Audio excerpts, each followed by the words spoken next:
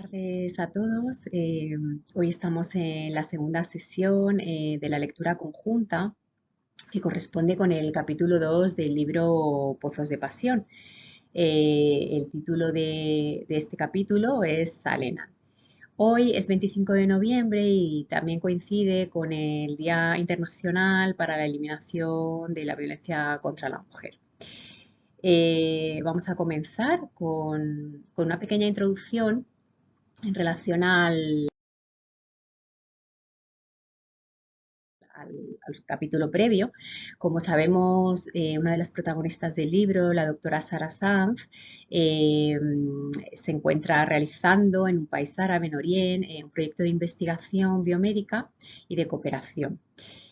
Concretamente, va a realizar un estudio poblacional de prevalencia de enfermedades de transmisión sexual con la obtención de los datos necesarios para poder establecer biomarcadores que ayuden al tratamiento de las mismas.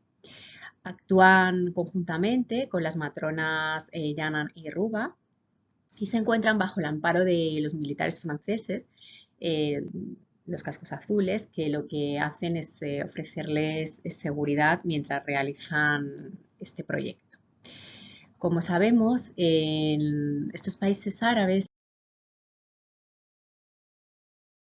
es habitual la práctica de infibulaciones. Con ello se produce un riesgo tremendo de infección para todas las niñas a las que se les realiza esta práctica. Esto es porque no se utiliza material estéril y se realizan bajo unas condiciones muy poco apropiadas. Se sabe que hay médicos y matronas en zonas urbanas que, sabiendo la importancia que tiene para este sistema cultural, esta práctica, se ofrecen a realizarlo en quirófanos preparados para así reducir el riesgo de infección que conlleva. En este proyecto se va a realizar una asistencia a las mujeres que voluntariamente quieren acercarse a las consultas de estas matronas para ser exploradas y así pues hacer una prevención y un chequeo sobre su salud reproductiva y sobre cualquier inquietud que requiera consulta. Para ello, el protocolo que siguen es que son autorizadas por el CADI, que es la figura de máxima autoridad. Este señor autoriza a que se lleve a cabo la instalación del campamento y así poder establecer las consultas de estas matronas. Y una vez que el CADI lo autoriza, tal y como hemos visto en el libro, el marido, a su vez, le da permiso a la señora para poder acercarse y ser valorada y evaluada. Pues bien, en este capítulo vemos que ocurre un episodio de violencia en el que, bueno, pues aparece una señora en compañía de su marido, se presenta a la consulta y a la matrona le solicita que sea reconstruida la infibulación que, con motivo de las prácticas sexuales del matrimonio, pues fue anulada. Lógicamente, la matrona ante esta petición se niega y el marido empieza a ponerse un poco violento y a alzar la voz y a enfrentarse a ella. Sara Sanz, que se encontraba al lado de la consulta, escuchó el problema y nada, y se acercó en defensa de la matrona, ante lo cual este señor le propinó un bofetón. Entonces vemos que aquí en directo un episodio de violencia. Rápidamente el capitán de los cascos azules se presentó y bueno, pues invitó a este señor a marcharse, le invitó a irse. Aprovechando que es el Día Internacional para la Eliminación de la Violencia contra la Mujer, Aquí, como hemos visto en este capítulo, pues surge este episodio. Bueno, y a raíz de, pues, de esta temática y de este día, nos ha parecido interesante visualizar un vídeo realizado por Marina Marroquí, que es licenciada en Ciencias de la Información, educadora social, es además especialista en violencia de género. Y este vídeo corresponde con una conferencia TED titulada Primeras señales de violencia de género. Ella fue víctima de violencia de género. Esta charla TED la vamos a visualizar cuando acabemos la presentación y es muy interesante porque sabemos que la violencia de género es uno de los problemas sociales más importantes en España. En el año 2020 aumentó el número de casos a raíz del confinamiento. Si ya los números eran devastadores, pues a raíz del aislamiento en casa y de no poder salir, incrementó bastante. La definición de violencia de género es cualquier acto de violencia física o psicológica, incluidas las agresiones contra la libertad sexual, amenazas, coacción o privación arbitraria de la libertad, tanto en público como en entornos privados, realizados por un cónyuge actual o anterior de la mujer o por cualquier persona que sea o ha estado relacionada con ella a través de una relación personal similar, incluso si no viven juntos. Así es definida la violencia de género, con lo cual no es solamente la violencia física, sino que implica muchos actos más. Y sabemos o recordamos que hay una señal de petición, de ayuda, cuando pues, una mujer está sometida a violencia de género, que es importante que todo el mundo sepa reconocerlo, en especial pues, personal sanitario y bueno, pues la población en general, para poder estar atentos y poder ayudar a estas mujeres. Y esta señal es muy sencilla, flexionamos el dedo pulgar y con el resto de dedos lo abrazamos. Entonces, pues se solicita de esta manera.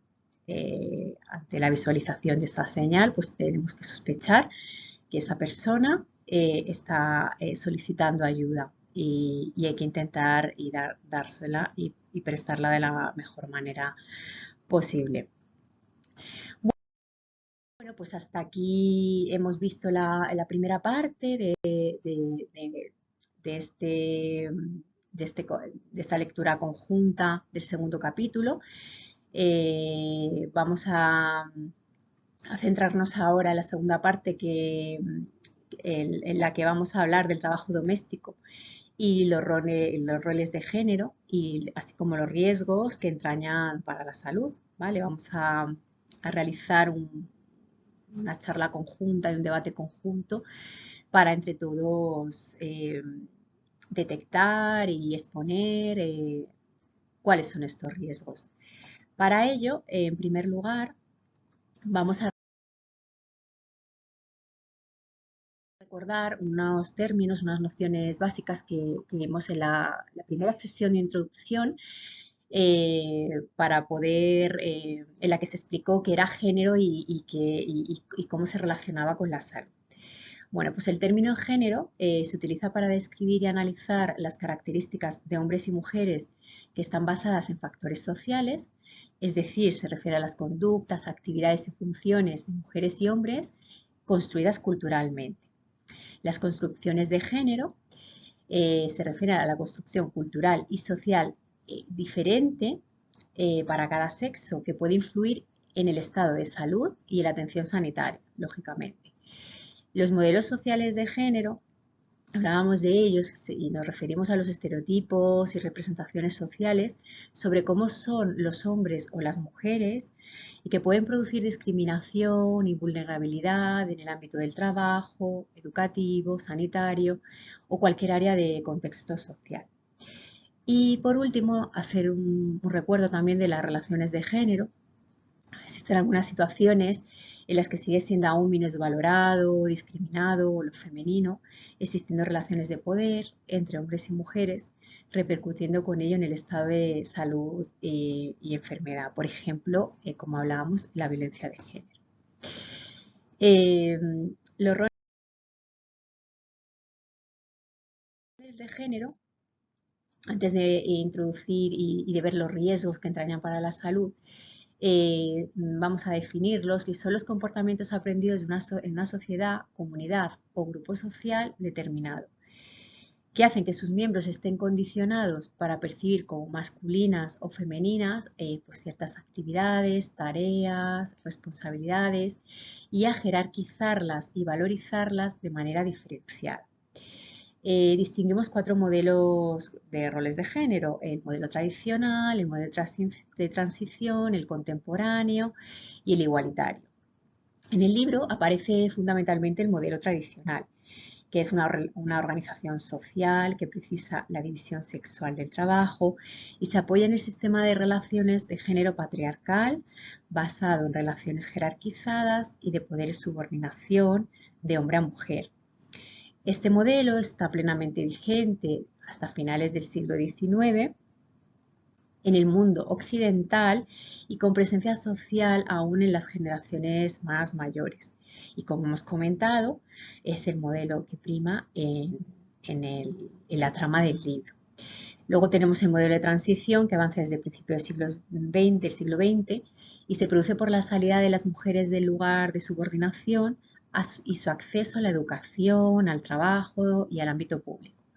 Lo importando hombres y mujeres innovadores que han de transgredir el modelo de género tradicional en el que han sido socializados. Por ello se trata de un cambio no acabado en el que hombres y mujeres han modificado el modelo social, pero conservan valores tradicionales de la esfera íntima. En el libro vemos estos dos: por un lado, el modelo tradicional que está presente allí, y luego ya pues el modelo pues de transición pues del personal que acude al proyecto, e incluso el modelo contemporáneo y luego el igualitario pues ya se verán futuras sesiones eh, para, pues para poder establecer una comparativa y ver la situación ideal a la que pues, con la evolución social vamos encaminados. Bueno, pues el modelo tradicional parece claro que se asocia con lo femenino, el rol reproductivo, el espacio doméstico, el trabajo no remunerado, el servicio y cuidado de personas, la mediación y subordinación, y parece que se asocia con lo masculino, pues el rol productivo, el espacio público, el trabajo remunerado, el poder y responsabilidad, autoridad y dominación. Estos rasgos pues aparecen encasillados de manera tradicional en estos dos roles. Y bien, dicho esto, vamos a plantear unas cuestiones que serán susceptibles de debate. En principio, es pues el trabajo doméstico y los roles de género, qué riesgos entrañan para la salud. El trabajo doméstico, sabemos que hay actividades como la limpieza, el cuidado de niños y mayores. También tenemos corresponde con la esfera pública, relacionado con el trabajo fuera de casa. Esto sería pues para cuando eh, ya no trabaja uno solo en casa, sino que sale. Y luego, bueno, pues la combinación de ambas, en casa y fuera de casa. Entonces, pues bueno, planteamos estas cuestiones.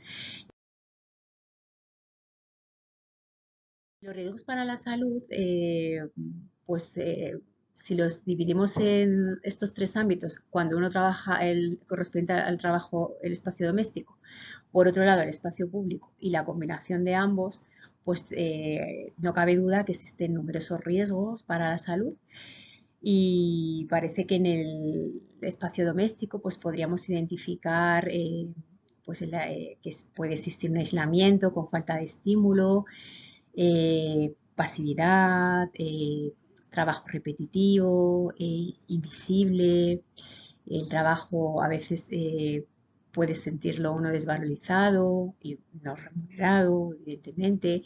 También tenemos accidentes domésticos, es un riesgo muy importante, los que están inherentes a la limpieza, los inherentes a la cocina, eh, pues incluyendo aquí cortes, heridas, quemaduras, todos estos riesgos como consecuencia de la práctica del trabajo dentro de la esfera del ámbito doméstico están presentes.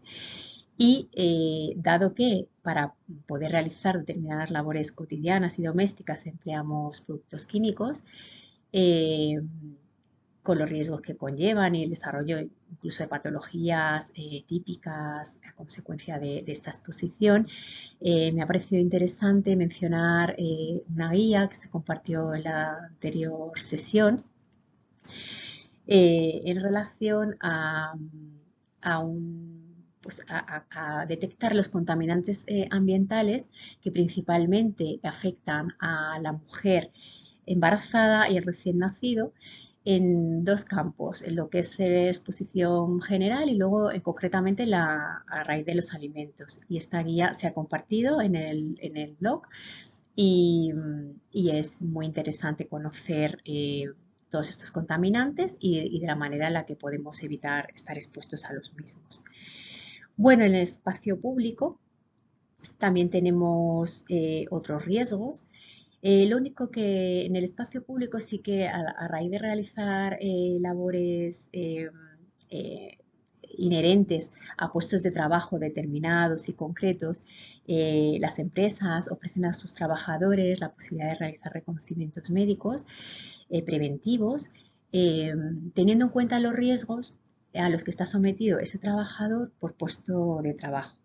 Entonces se hace una evaluación de riesgos, se hace un reconocimiento médico para detectar si esos riesgos han podido influir en la salud del trabajador y poder realizar una práctica preventiva adecuada y en el caso de que exista un riesgo que esté dañando, eliminarlo y hacer una modificación del puesto y las condiciones laborales. Con lo cual, aquí vemos que sí que hay una evaluación de riesgo, sin embargo, en el espacio doméstico, pues no existe esto. O sea, se hace de manera, pues, como hemos comentado, tradicional. Bueno, pues en el espacio público vemos como el trabajador está sometido a sobrecargas físicas, dependiendo más o en mayor o menor medida, dependiendo del puesto de trabajo en concreto. Sobrecargas psíquicas, fatiga mental, porque si no es un trabajo muy físico, pues puede, puede haber cansancio mental a consecuencia de, pues, digamos, de esos riesgos a los que está sometido el trabajador en trabajos de oficina, por ejemplo, de labores de enseñanza. Bueno, hay muchos trabajos en los que pues a nivel mental puede suponer un riesgo de fatiga. Estrés laboral por el hecho de estar trabajando y tener una sobrecarga. Bueno, pues parece inherente al espacio público, pues puede haber una sensación de demostración de fortaleza y puede uno sentir también desvalorización en el trabajo. También como ocurría en el trabajo doméstico por el hecho de hacer un trabajo en casa. Aquí también pues fuera conllevaría también este posible riesgo. Y bueno, pues no cabe duda que así comentando entre todos y ahora lo someteremos también a debate, sabemos que la combinación de ambos supone una carga indudablemente mayor, tanto física como psíquica. Eh, eh, un estrés también mayor y lógicamente fatiga en aumento. La conciliación de ambas tareas, la conciliación de casa, de responsabilidades de casa y trabajo, eh, pues a veces no está del todo lograda, muchas veces. Y bueno, pues existe un reparto de tareas incluso dentro de la propia esfera familiar, eh, no igualado, con sobrecargas a determinados miembros de la familia. Y a veces también la salida al mercado laboral pues tampoco está del todo adaptada para poder conciliar familia con responsabilidades laborales. Por tanto, el organismo se ve afectado de un mayor riesgo y la posibilidad de desarrollar enfermedades y patologías como consecuencia de este trabajo. Y hasta aquí mi presentación en relación al apartado de género y salud en esta segunda sesión del capítulo del libro Pozos de Pasión. Eh, Cualquier duda quedo a su disposición y muchas gracias por su atención y, y cualquier duda que se plantee, estaré encantada de responderla. Un saludo, hasta pronto.